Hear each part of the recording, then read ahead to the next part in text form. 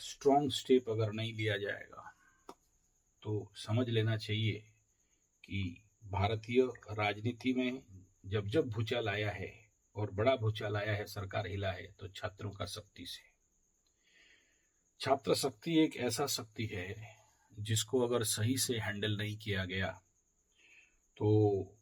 स्वाभाविक बात है बड़ा भारी कीमत सरकार और देश को चुकाना पड़ता है।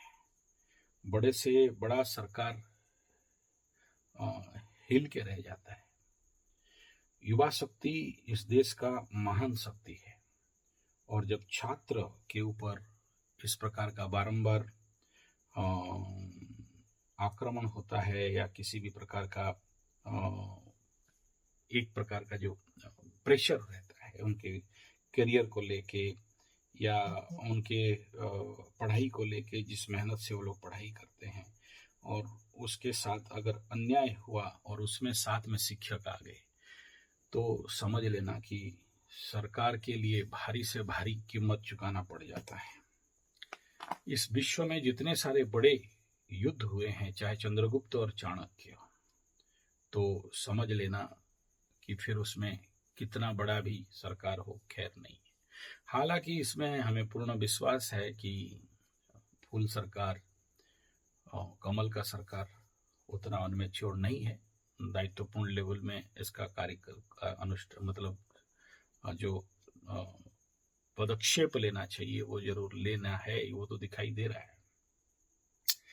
और इस दोनों चीज हो सकता है कि छात्रों को भड़काने के पीछे जरूर गवर्नमेंट का तो ये दुर्बलता है जो कि समय से पूर्व उसका जिस प्रकार का कदम लेना चाहिए नहीं लिया गया, या उस प्रकार के छात्रों के साथ हरासमेंट या जिस प्रकार का अन्याय होना चाहिए वो हुआ। उसको ट्रिगिंग देने के लिए पीछे अपोजिशन भी इस समय जो इलेक्शन का दौर चल रहा है